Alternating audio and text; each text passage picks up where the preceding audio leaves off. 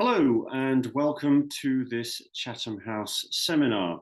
Today we're going to be talking about the Indonesian elections. A week today, Valentine's Day, the 14th of February, Indonesia will be undertaking what we think is probably the most complicated single-day election in the world, not only electing a president, but members of parliament and 20,000 local councillors as well.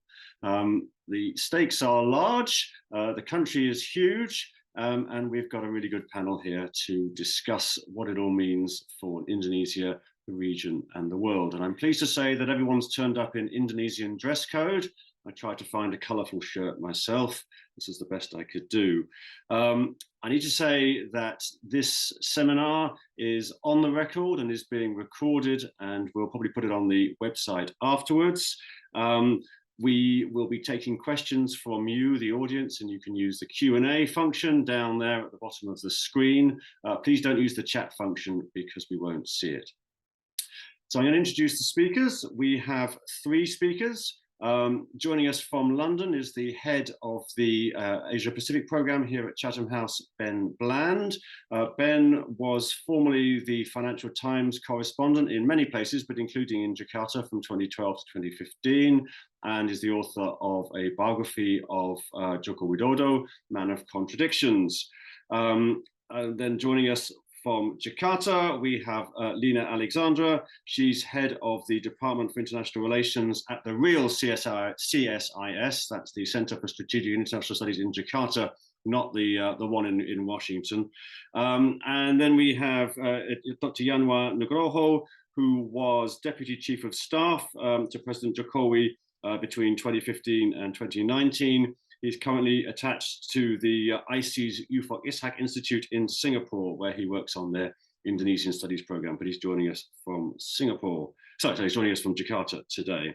And I'm Bill Hayton. I used to work for the BBC. I'm an associate fellow with the Asia Pacific program here at Chatham House. So maybe, Ben, can I ask you to sort of set the scene? Tell us why the wider world should take an interest in what's happening in Indonesia, what's at stake, and what we think will unfold in the days between now and election day. Thank you. Thanks so much, Bill. Great to be doing this. And one of the challenges with any outsider working on Indonesia is the first thing you have to do is explain to anyone why the world's third biggest democracy matters to anyone else in the rest of the world, which we shouldn't have to do, but we constantly do. So I'll try and explain. I think the first thing to note is Indonesia is going to be getting a new president for the first time in a decade. So we've had nearly 10 years of rule by President Joko Widodo, Jokowi, as he's universally known. We'll probably talk a bit about his legacy later, but he's reached the two-term limit. There were some efforts to maybe change the constitution to give him another term or delay the elections. That didn't happen. So he's definitely stepping down, and Indonesia will get a new president. And in Indonesia's presidential and parliamentary system, the president does have a lot of power to shape policy and to shape Indonesia's image in the country, in the region, and in the world. And Indonesia is obviously a G20 member of the OIC. It's an important voice in the Muslim world. It's a big growing economy and kind of the largest and the most powerful nation within ASEAN, the Association Southeast Asian Nations. So I think the choice of leadership and the split in parliament really matters.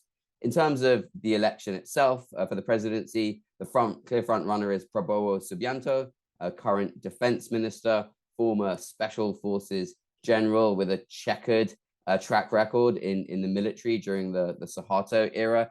He's got a huge lead in the polls, and it looks like he has a chance to maybe win in one round, because in Indonesia, unless you can get more than 50% of the vote in the first round, there'll be a runoff election in June.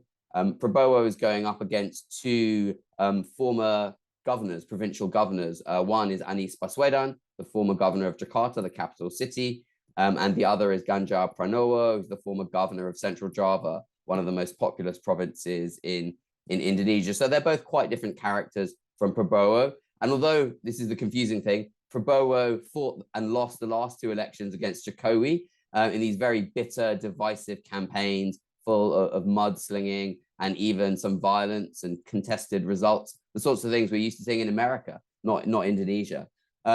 After all that, Prabowo eventually joined Jokowi's government as defense minister, and now Jokowi's eldest son has become Prabowo's vice presidential candidate. So there's kind of been a fusion of those families, and Prabowo is now running as the continuity candidate, which is quite a strange thing to behold. And that just gets me on to the last point of, the big kind of talking points in a sense about Prabowo are these concerns about the future of Indonesian democracy and governance. One, because of Prabowo's character. He's known to have a bit of a temper, as you might expect for a former Special Forces general. There were also allegations of human rights abuses during the end of the Suharto era, both in Timor-Leste and connected to the disappearance of activists in Jakarta in 1998. And then there's a kind of broader concern, I guess, about the manner in which this sort of Jokowi-Prabowo informal alliance has been created, chiefly that there was a cap saying that to be a vice presidential candidate or presidential candidate, you had to be over 40.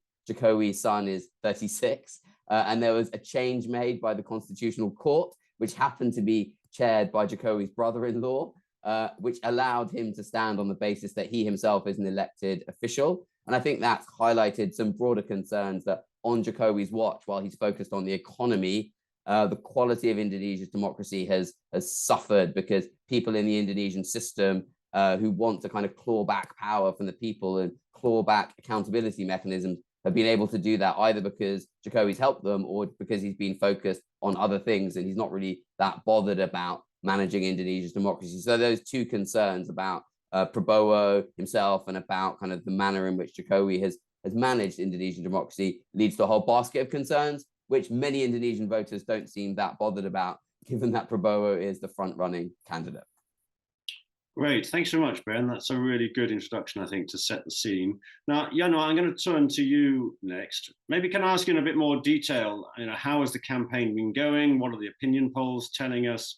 And how do you feel being based in Jakarta, the campaign is going? Thanks, Bill. I think, as Ben mentioned earlier, these three pairs, Prabowo and Gibran, Anies Baswedan and Muhaimin Iskandar, and Ganjar Pranowo and Pak Mahfud MD, I think they represent different camps. That's one.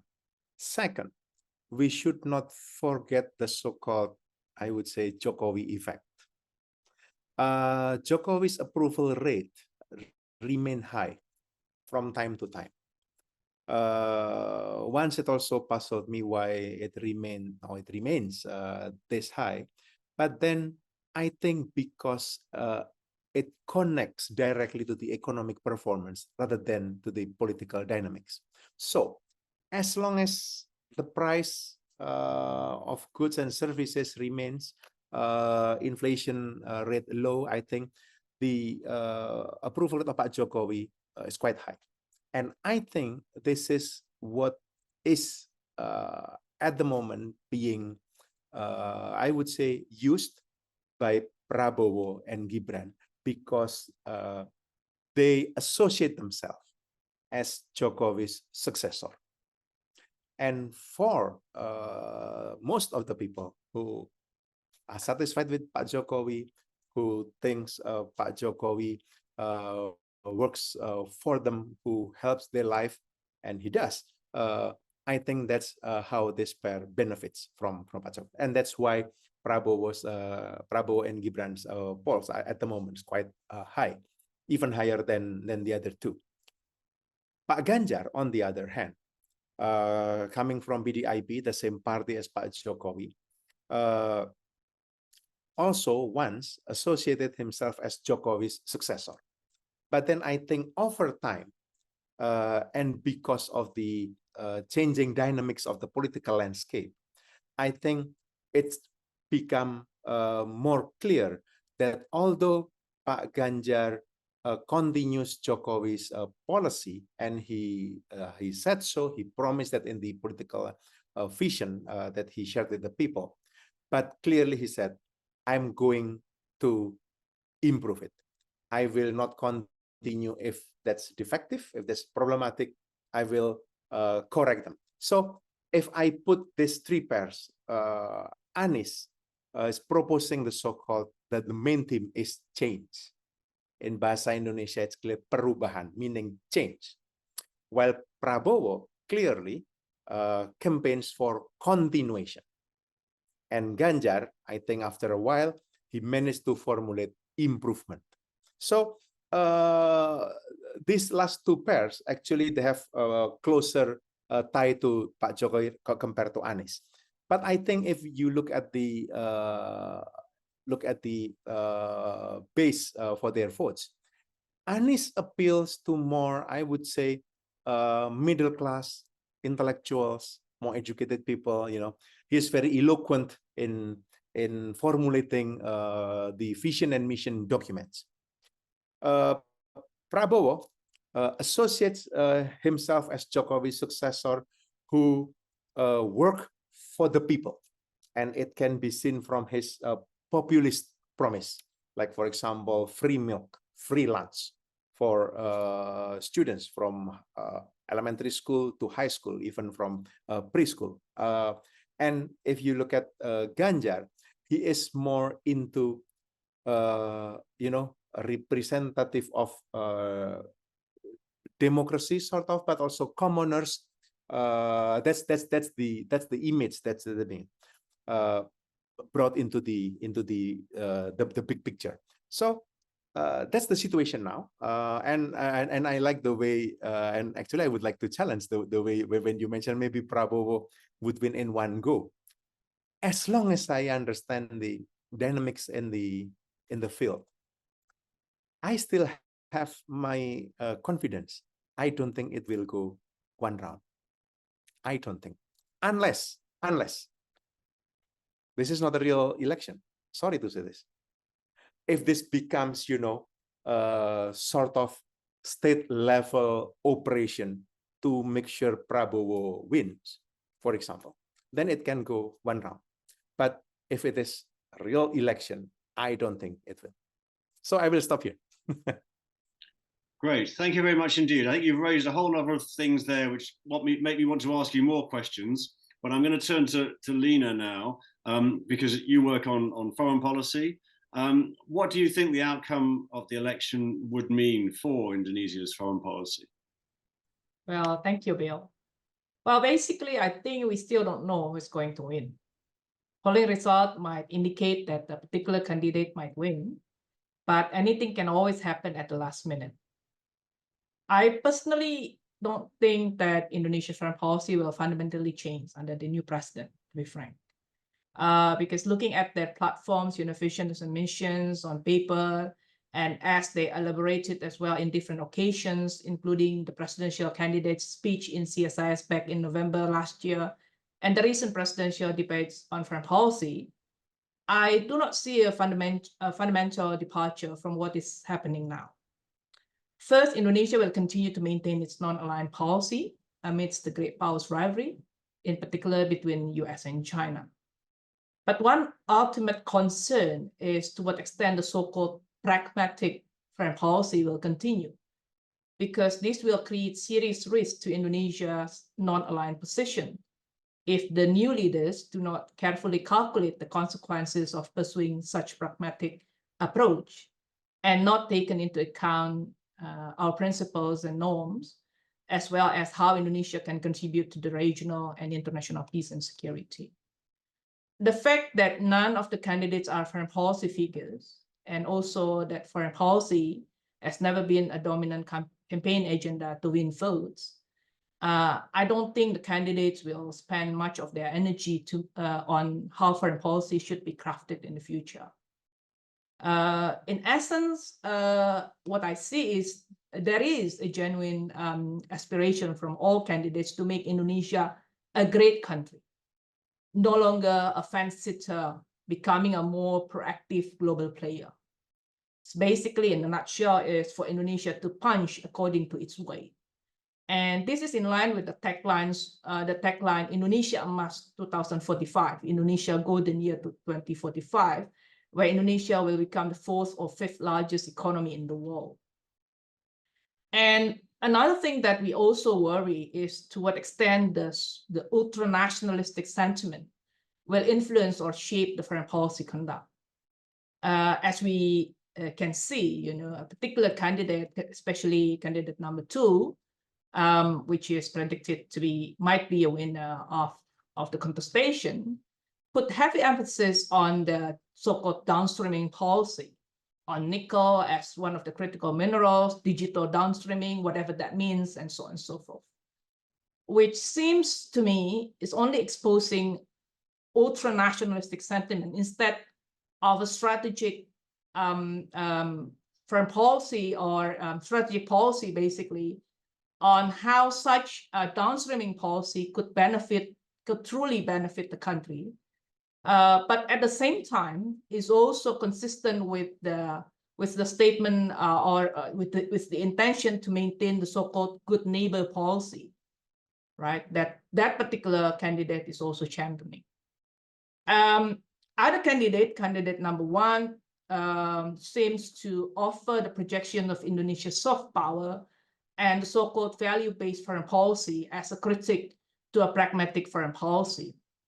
But in terms of substance, I think it is still very much lacking on how those particular ideas can actually, implement or reveal kind of strategy on how Indonesia should be able to deal with the great powers rivalry and its implications to Indonesia. Another candidate number 3, seems to be quite conservative, as Pak Yanwar also mentioned.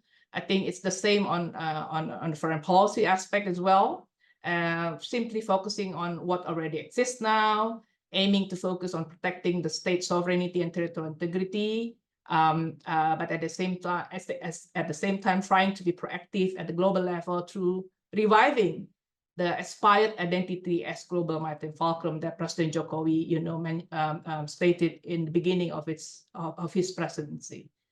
One last point, one interesting point is on Indonesia's position vis-a-vis ASEAN. I think there has been a lot of question on this, but this has not been discussed much in the debate and so on and so forth. But I think slightly touched by the candidate number 3, when Ganjar mentioned about the urgency to revise ASEAN Charter to ensure an effective decision-making process within ASEAN, which is now still under the consensus way. But I'm not too sure how the other candidates actually, if they become president, will act upon ASEAN. Although the aspiration, of course, is for Indonesia to regain its leadership in ASEAN. However, the fact that ASEAN has been so much divided on various issues, particularly on Myanmar, and how ASEAN-led platforms, being used, are being utilized to, particularly to mitigate the great powers tensions, would certainly require a committed and knowledgeable leader to exercise such a leadership role in ASEAN. I think I'll stop there, Bill. Thank you. Great, thank you very much, Nina. For those not so familiar with the number order in the election, so candidate 1 is Anies, the former governor of Jakarta. That's right, isn't it? Candidate 2 is Prabowo, and candidate 3 is Ganjar. Thank you, that's great. You really started to get into, I think, some of the policy differences there. So maybe could I come back to Yanwar on this? Sure. I mean, you talked about sort of the personalities, but how much are they running on different platforms? And this thing about downstreaming that Nina mentioned, that sort of seems to be an attempt by the current regime to sort of stop Vietnam, to stop Indonesia being a sort of exporter of raw materials and to encourage domestic manufacturing. Are these the sort of things people are arguing about? Okay, Bill. Sorry, I should have mentioned a bit about this in my introduction. And because this is actually my field, more on the development policy. So if we compare these 3 pairs, Anies and Muhaimin, despite that they campaign for change, I would say that they are quite conservative in their economic growth target. So they say about 5%, 5.5 to 6. That's maximum of what Anies and Muhaimin would want in terms of major development policy. people would recognize straight away that they are heavy criticizing the moving of capital, relocation of capitals from Jakarta to East Kalimantan. Even in their campaign, I think one of the parties who promote them, PKS said, if PKS wins, Jakarta remains capital. I saw that in many posters, in many slides. But they are quite details in their economic and social development programs. And what attracts young people the most is the magnitude and extent to which they deal with environmental issue, including some part of energy transition. I think this is the strong point of Anies and Mohaimin. On the other hand, Prabowo and Gibran, they continue what Jokowi already started and at the moment is working on. So practically they are copying Jokowi's agenda. They only, scale up a bit. Like, for example, if you talk about the social assistance to the poor, if at the moment Jokowi give to 10 million families, or 10 million households, they put it up to 19 or 17, I don't remember. But that's after Ganjar put it as 15 million. So things like that. And then they offer special assistance for children. I mentioned earlier, very populist program of giving free milk, of course, with a lot of criticism, but that's how they would approach that. And this is rather, to me, rather disturbing, that they associate one key program of Pak Jokowi, and actually this is the program of the government, not Jokowi as a person, is the so-called bantuan sosial, social assistance. So if you look at the social protection scheme, there is the social protection scheme in terms of social assistance that you give to people or you have to contribute, like insurance, so social insurance, social protection.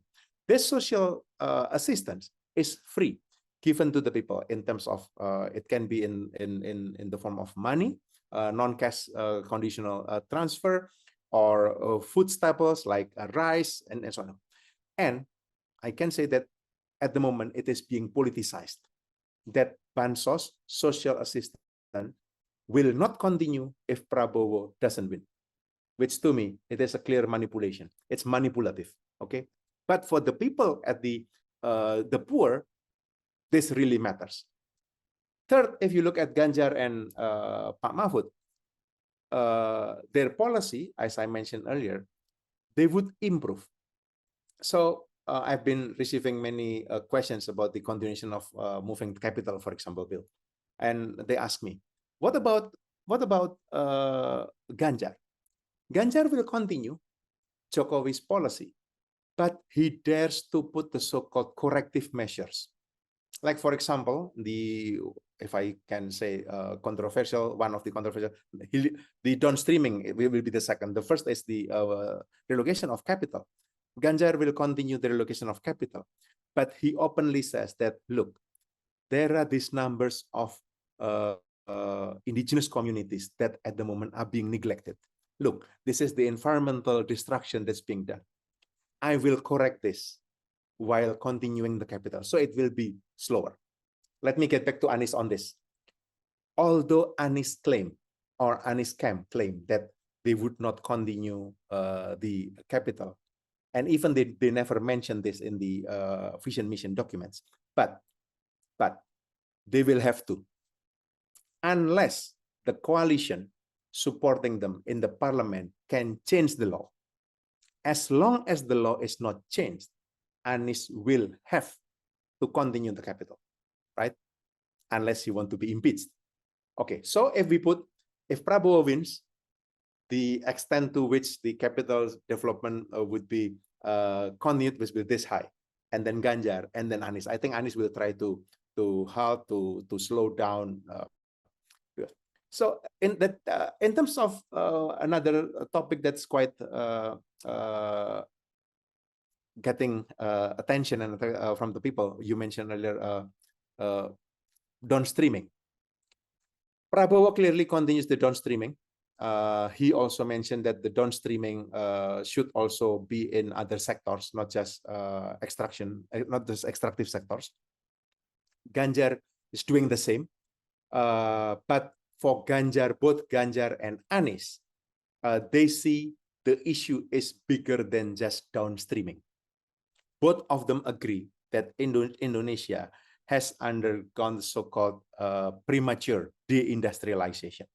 So they want to put this downstreaming in the reindustrialization context, both of Anies and Ganjar.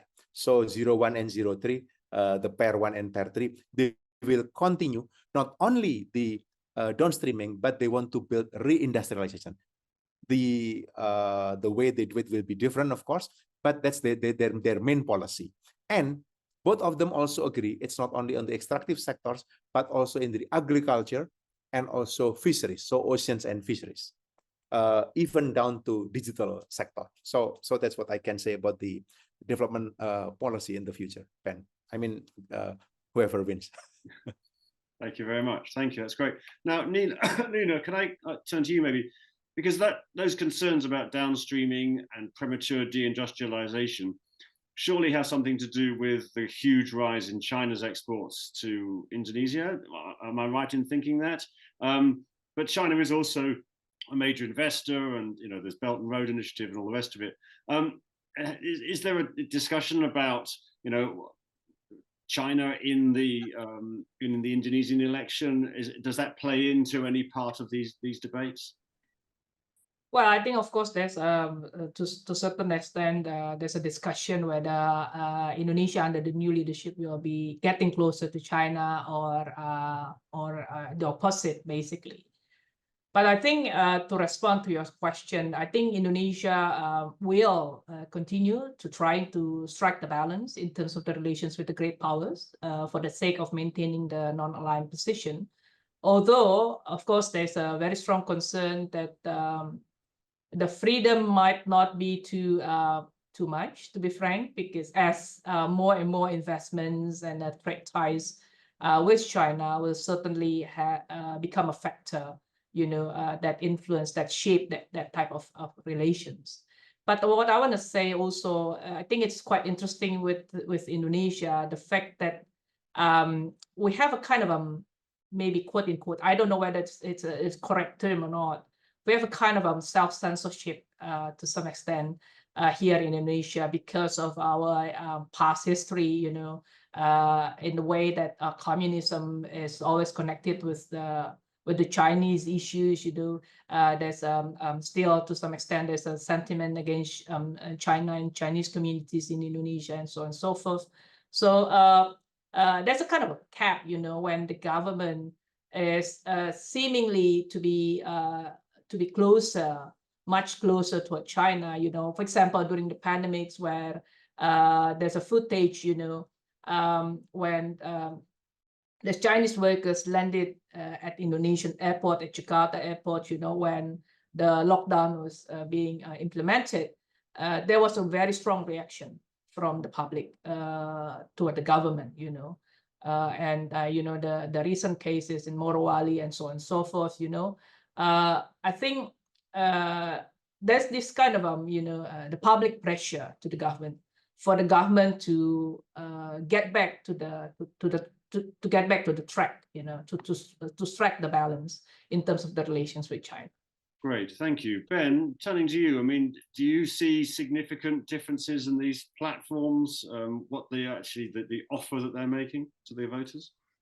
I guess I'd just put a bit of context around it. And I'd say in general, laying my cards on the table, my theory of politics anywhere, and as much as I have one, is much more about the vibe and the feeling, than the manifesto. And I think that's as true in the UK or Malaysia or Indonesia or anywhere, to be honest. And I think there's much more similarity. I mean, I think Yanwa rightly pointed out the points of difference, but overall there's a lot of similarity. And I think the other thing to understand is that this tendency in Indonesia for big tent coalitions, which we saw during President SBY, President Yudhoyono, President Jokowi, in the end, whoever wins, you have to imagine that they're likely to try and build some sort of big tent coalition in the parliament with a lot of compromises, also a lot of compromises with other interest groups, with business groups. And then plus you have this kind of like institutional memory in different ministries. Then you have the tensions between the central government and the local government. So I think that means it's quite hard, I think, as looking at it as an outsider, to see any president driving dramatic change through the Indonesian system. But there are definitely really different flavors. And I think one curious thing, and I would agree with Yanwar, it's going to be very hard for Prabowo to get over 50% when there's 3 candidates. That's in any electoral system, that's quite hard. But I do think if we think about Prabowo, one curious thing is he pitches himself as the continuity candidate. But in a way, I do wonder if he might bring the most change to Indonesia, not because of policy, but because of his character. And while he has formed this kind of unofficial alliance with Jokowi, and formally Jokowi hasn't endorsed Prabowo in a very explicit way, to be clear. But once Prabowo, if he does win, which is a big if, once he's in the presidential palace, he's going to want to be his own man, right? He'll be his own president. And I think you have to wonder if Jokowi can maintain his influence once the power of patronage, the power of office, shifts to a new person. Prabowo has been someone who's wanted to lead the country since he was a very young man. He was very ambitious as a young military officer. And through the last 2 decades or more of democracy in Indonesia, he's tried many times to be leader. So I think he'll want to do things his way. It's not really clear what policies matter most to him. And I think a lot will come down to the character, the vibe, and how, the next president governs. But in the end, I think these questions of Indonesian business and Indonesian people wanting to have kind of a fairer take of Indonesia's resources, I think that will stay. That's something that started under SBY, accelerated under Jokowi. So I think the downstreaming pressures will stay. And it's more a question, as Yanwar said, of how do you do that? Can you do that in a more effective way with some smarter industrial policy that doesn't just kind of help rent-seeking interest groups, but actually helps to build the industries of the future for Indonesia? And I think that will all come down to the implementation and managing the parties, managing the interest groups, managing the competing levels of government in Indonesia. And probably Prabowo there is the one with the least experience. He has been defense minister, but before that he was in the military and in politics for a long time. The other 2 candidates do have much more experience of managing those different levels of government. Great, thank you. Yeah, no, maybe kind of come back to you for more detail on that. And we had one question from Anton Alefandi at S&P Global, talking about these economic targets. Are they costed, or are they just numbers that the candidates have thought sounded good? Well, coming from my first-hand experience, Bill, I served SBY, President SBY for 2 years in the palace, and Pak Jokowi for 5 years when he was president. And my job at that moment was translating the political promise into development programs. That was my job. Reflecting on what I did some years ago and reading the vision and mission documents, I think I understand why the candidates put those numbers and the logic behind it. Whether they did the fully costing, I don't know. Whether they did the real fully costing, I don't know. But I could understand the logic behind that. Despite that, Anies promised change, but the numbers he put, which is quite actually conservative, gives him some room to do that change that he wants without risking the the fiscal space that he has. For Prabowo, copying Jokowi is the easiest way, right? That's clear. For Ganjar, and I think I just look at the question in the Q&A, 7%. It is because of Pak Mahfud's experience himself when he was head in the chief in the Constitutional Court, and then now according Minister for Defense Law, and because he calculated that growth comprises of including government spending, right, and consumption. That government spending is at the moment highly ineffective because of corruption. That's why if you look at Ganjar's, I would say, battle cry is, fight against corruption, right? Eradicate corruption. because he believed that if they change, so they can help that government spending part. It already does something to the growth. So I know that 7% looks high. At the moment, I just read the news from national statistics, central statistics, that Indonesia's at the moment the economic growth is 5.03%. Actually, a bit a decline from last year, 5.3%. So that's the logic. So I don't think all the candidates did the real costing. Maybe they did. Maybe already they claim that they did, and that remains, of course, being scrutinized later. But from the logic, that's clear, because Ganjar would want to do improvement. That's why they put the economic growth target that high, to give them not excuse but reason why they want to improve.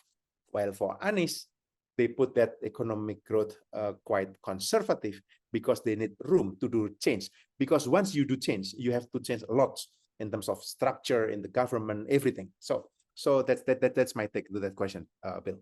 Great, thank you. Nina, can I ask you maybe some of these questions about growth and where it comes from and manufacturing, they also sort of have implications for foreign affairs and vice versa. So questions about how much Indonesia places, and emphasis Indonesia places on resource development, mining coal, nickel, etc., deforestation, palm oil, all these things. These are the kind of things that often people in Europe think about when they think about Indonesia. How much, and you also talked about this sort of ultranationalism. How much is there a sense that that Indonesia needs to develop, and we don't care what the foreigners think about these issues? How much is it about listening to these concerns about the quality and type of development? Is there anything you can say on those points? Well, I don't know whether I can comment on that, but certainly I think what I want to highlight is really the concern from the international community for sure, and the spectators, whether Indonesia will go very conservative and very ultra-nationalistic simply to secure the legitimacy domestically by being so bold toward the international community to what even being portrayed by certain candidate as kind of a colonial powers, things like that, revive the history again. So I think certainly I think again, back to my point, really I think there's a genuine concern, a genuine aspiration that we want this country to be able to soar high. It's already the time for Indonesia, especially in 2045. It's already 100 years old country, with so much potentials and so on and so forth. But we still, suffer or not really enjoying the benefits of being a big country, with lots of potentials. So I think there's a genuine aspiration there. But the problem is really how to balance, such position, with advancing our national interest, but at the same time that should be pursued in a way that is cooperative and not being hostile to other countries, because I think we have to be aware that we are a big country, and that will if we come up with a very hostile foreign policy, I think that will certainly terrify other countries, and it's not going to benefit ourselves as well. And as I mentioned, with the downstreaming policy, things like that, I think what I want to say is really how to strategically plan for that, not just simply saying, oh, we need to downstream here and there, without having a very clear mind, where the result of the downstreaming is going to end, because what we are experiencing now is, the downfall of the nickel price, things like that, where we don't know how to distribute the result of this nickel industry in Indonesia. Thank you. So, I mean, one of the things that in my outsider's experience of Indonesia is it's almost like a sort of a sort of self-limiting desire not to be a great power. There's lots of people sort of stand around waiting for Indonesia to kind of do something, 300 million people, but it doesn't. Do you think that would change? Well, that's what all the candidates wish to see, if Indonesia is under their presidency, under their leadership, Indonesia will be able to change, to transform. I think that's the word that all the candidates are using, transformative Indonesia. But looking at the platforms, I think I will need to be patient a bit, to wait until they manage to consolidate their power after they secure the presidency, and see how they really implement their foreign policy. And in my experience, I think that will change a lot, to be frank, from what they put it in the platforms now, and the things that they will do later on if they become the president. Just if I could jump in, I think again, a lot of it comes down to the character of the leader and how they present themselves and how they respond to the many sort of crises that will inevitably happen. But I definitely think there's a caution and there's a tension there.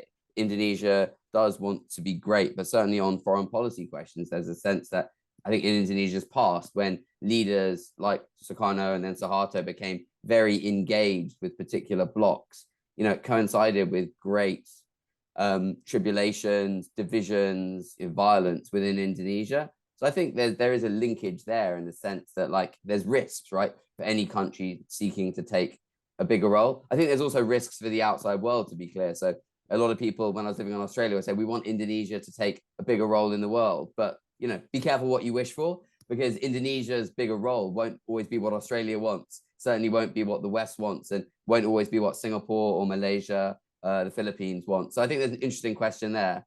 And just on this question of sort of downstreaming and linking it sort of Indonesia's engagement with the outside world, I think the challenge is really to have a clear strategy.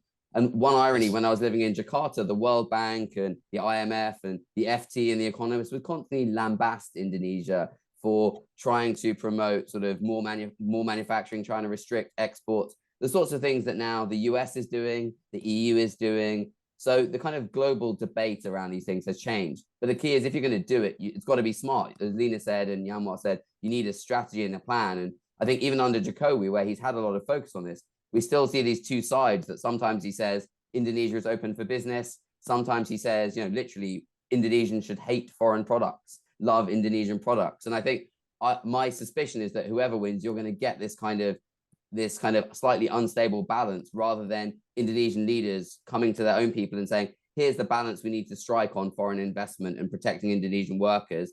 And actually these foreign investments and trade will bring better social benefits. So I think that's the challenge, is how do you link the social assistance to opening up the Indonesian economy? That's not easy in any of our countries right now, where we all have kind of rising xenophobia and deglobalization.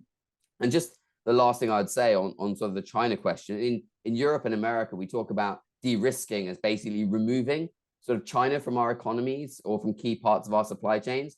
When I was in Jakarta recently talking to some government officials, it's almost the exact opposite view of de-risking. To get a more stable economy for Indonesia, you want to bind China into Indonesia's economy, as well as others, the US and the EU and others. But it's more this sense, and I think that's common around Southeast Asia, that binding different outside powers into your economy is a better way to have kind of more stable prospects, which is, I guess, what we used to think in the West until about 5 years ago, when we completely flipped our China policy on its head. True. We are all grappling with the same issues. Yanwar, you were sort of nodding there. Did you want to say anything on that, or shall I ask you about something else? Well, yeah, actually, I just want to add to what Ben just said. I think all of this analysis looks at I would say, external factors, right, shaping Indonesia. And even when we look at these three candidates, as if those technocratic promise will shape their policy. Of course, some political as well. But from my first-hand experience, and I don't think this needs rocket science, one main problem that we have here is governance. That is to me, root of the problem. Governance linked to the conflict of interests. And I think this would be the key game changer. If you look at whatever you complain now about Indonesia, the root is governance, bad governance, and conflict of interest. People would say about oligarchs, people would say about you name it. But then when businessmen became or become policymakers, or policymakers do business, you can obviously see where it is going. That's one. Second, that is conflict of interest, of course. Second, in terms of governance, like for example, Ben mentioned a lot about the downstreaming. In the downstreaming, the so-called Morowali industrial complex in Sulawesi, the problem is governance, because it is now being treated as a vital object of the government. You cannot do normal monitoring like you would do to any industrial complex, right?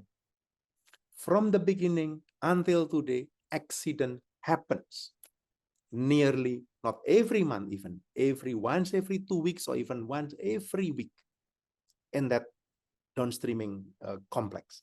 So that's just, I'm just talking about mining, not yet about other aspects. So to me, this is how I also assess these three candidates in terms of conflict of interest and governance. I think I would say Anies and Ganjar would uphold that much higher than Prabowo Gibran. Even if you look at the Gibran's candidacy, who is quite controversial, with the Constitutional Court being his own uncle, Jokowi's brother-in-law, you know, passing him, advancing him into the vice president. If they win, and this is a big if, they would suffer from the legitimacy crisis from the beginning, because they win based on that, you know, I would say ethical problems, so on and so forth. So I see this, and this affects how the government runs. Trust me. Well, I don't know how to put this, but 7 years in the palace, 2 years among you, and 5 years with Pak Joko Widodo. Governance matters. So that's my point. Right, you know a lot. You know a lot. Right? Ben, actually, maybe can I pick up on some of those governance themes, because you've also mentioned them. We've had some questions relating to that Constitutional Court ruling and other things. Are you concerned about the quality of Indonesia's democracy going forward?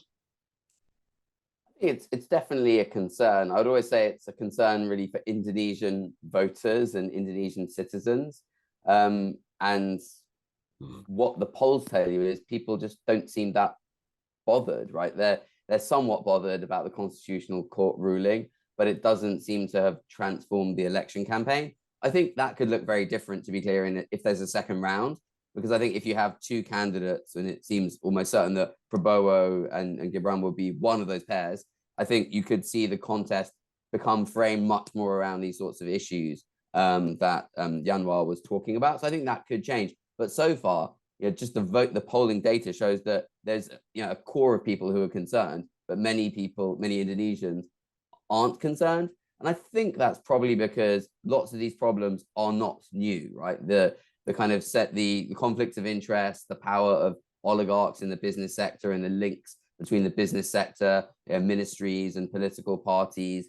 That's something that has been there, in the Yudhoyono years, through the Jokowi years. But I think there's certainly a sense in which Jokowi's sort of eye has been off the ball on other things. And so, yeah, I think in many ways things have got worse, and we have evidence points like the legal changes to the powers of the once very powerful Corruption Eradication Commission and many others. So I think there's definitely a concern there. But Indonesian voters have a choice in how they want to be governed and who they want to govern them. And I also think democracy is not just about elections, it's about what accountability mechanisms can people find after the elections as well. So I still think there's a lot to be contested And generally, I do find that globally, the narrative of democratic backsliding is just a bit too defeatist and overgeneralized, and each country has its own challenges. And Indonesia, like, it's not very helpful for Yanuar's problems, but I think it's just the fact that Indonesia is a young democracy, and it takes time for all these different interest groups to fight it out, and for people to have their say. But that's not very satisfying for voters necessarily. But I think if you take the broader lens, Indonesia's still been a relative success story of a democratic transition, but there's certainly lots of things to be concerned about. Yeah, sure. Great. Thank you. Now, Lena, are there any sort of particular foreign policy issues where you think the outcome will make a difference? I mean, for example, Prabowo and Timor-Leste, would that be an issue? Would anybody have a more maritime focus rather than a sort of land-based focus? Would anybody take more of an interest in, say, the Middle East and Israel and what's happening there? Are there differences there? Well, I mean, like lots of issues, I think, definitely, but I think, well, some certain candidate like Ganjar obviously put Palestinian issue in the vision and mission platform, and also the global maritime fulcrum. But the rest, I think, is just putting quite general issues. But I think maybe they don't mention it, but the real situation that the new government will have to face is, of course, for sure, the implication of the great powers rivalry in different sectors. The trade wars still continue, and now we are entering into the competition of the critical minerals, acquisition, and the technological war is also entering into the arena. On top of course, the conventional issue on how Indonesia, if there is an outbreak in the South China Sea, for example, in the cross-strait relations, that will directly threaten Indonesia's security. And the new leadership will have no luxury to relax, and sit back, but, dealing with these issues directly, because that will certainly impact on Indonesia's interests. So I think on Timor-Leste, I think I don't really see any issues so far, to be frank. Well, minding about the past about Prabowo, but I don't think there will be a fundamental change in that. Indonesia still continue, to support the membership of Timor-Leste into ASEAN. But I don't know whether there will be more progressive policy. Other than that, the technical cooperation is still there for sure. I think that will continue, but I don't see any fundamental change, to be frank. Anyone who will become the president will change. We'll have a new policy on that. Other things, I think, if I'm not mistaken, there's also a question about Indonesia's interest to join.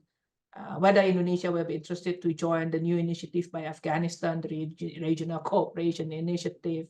I think my answer will be quite similar to the fact that the current government, is still reluctant to join BRICS, at the invitations to join BRICS, simply for the sake of we don't want to we don't want to signal that we are siding with one of the sides of the great power in the great powers rivalry, because obviously the one that Afghanistan proposed is to include China, Russia, Iran in the membership.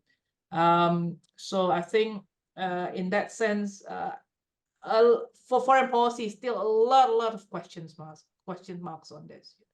We still need to see how they respond, and what I'm afraid is really, will be still a reactive foreign policy rather than a well-planned, and a very strategic way, in dealing with foreign policy issues. And if Donald Trump were to win the election in November in the US, which of the three candidates do you think would get on better with Donald Trump? I'm kind of assuming the big military strongman somehow, but what do you think? Well, that could be the thing, but the fact that if he becomes the next US president, and US is actually one of the great powers for sure. I mean, like, we cannot avoid to deal with this president, whoever the president in Indonesia will be, so yeah, I think you can have your assumption that probably is the one that prefers to engage more with Trump. But I think the other candidates, if they become president, they have no choice. They have to deal with this president for sure. Yeah. Yanmar, can I turn to you? I want to ask about how the campaign is being conducted, and you work on innovation as one of your many areas. Indonesians are incredibly connected, social media, WhatsApp, etc. Yes. There's TikTok, there's fake news, there's everything. Yeah. Are you happy about the way the campaign is going, or is there a lot of misinformation, disinformation going on? Okay, I think if there is one way which to me is very, very interesting and heartening is the creativity on using this digital platform. I would say these three candidates and their teams, they are competing against each other in doing innovation in terms of working on that platforms. I can see that, like for example, somehow now Anies becomes, with his approach in they have a program called Desa Anies. In English is Challenge Anies. It is offline program, but it is aired in many platforms, and the segment are aired in TikTok, in Instagram, which attracts so many followers. And now using Instagram Live, they connect to people, which also to my surprise, Pak Mahfud MD, he is apart from Pak Prabowo, Pak Mahfud MD is the second oldest. Pak Mahfud MD also joined Instagram for the first time, doing Instagram Live, which to me is interesting to see this. But this is all understandable because 54% of the voters are young people. They are connected to the internet, especially social media, and they want to get their votes. So I would think that whoever dominates this realm, this online realm, Instagram, TikTok, Twitter, maybe it's too noisy because too many bots. This, I think, will affect. Although I still believe that canvassing at the grassroots level is still the key formula to win. But yes, social media platform is there. Although, of course, with all the risk, right? Fake news, black campaigns, and so on and so forth. We know that. But well, that's the reality. But I think that's interesting to see how they use this digital technology to advance their campaigns. Great, thank you very much. We're almost out of time. Maybe Ben, can I come to you for a sort of wrap up, really, kind of what you think are the most important things we should be taking away as we look at the election next week. Thanks, Bill, and thanks Yanmar and Nina. And I think, two of the most important things came from both of our other great panelists. So I think Yanmar is really on the money when he says governance is the root of all these problems. It's not about coming up with a smart manifesto or appointing a smart minister. You need to kind of tackle these governance issues. As he says, links to the conflict of interests and how they bridge both politics and business and foreign investment too, because often foreign companies are involved as well. Let's not pretend there's clean hands there always. So I think that is the key challenge. Whoever's in power, it's how do you do that? And that's a real everyday challenge for Indonesians, citizens and businesses. So I think that is a real concern, and I don't think any of the candidates have really set out a clear vision for how they're going to tackle those sorts of questions. And then I think on the foreign policy, as Nina put it, can Indonesia not punch above its weight, but punch according to its weight? And this is a really important period with a new leader. A lot's at stake in the world. It's a very dynamic, unpredictable time. So on foreign policy, on the economy, there are going to be a lot of key choices on governance and democracy as well. And if they can get them right, it can really help push Indonesia towards this kind of golden period, to mark 100 years since independence. And if not, I think it'll be challenging. But the last thing I'll say is, like, a lot of outsiders always talk about Indonesia being at a crossroads. I have checked, and so the first paper about Indonesia at a crossroads was 1946. So it had declared independence, but it hadn't actually formally, become accepted as a state until 1949. So before Indonesia was a full member of the UN, it was already at a crossroads.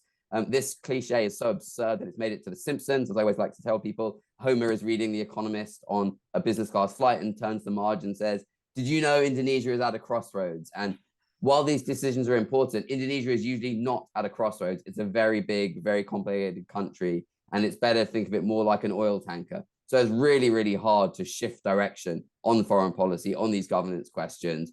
But yeah, Indonesia, if it wants to reach these really high and ambitious goals, it needs to shift direction. I think that's going to be really tough, whoever wins. But if they can do that, I think it's a really important opportunity for Indonesia.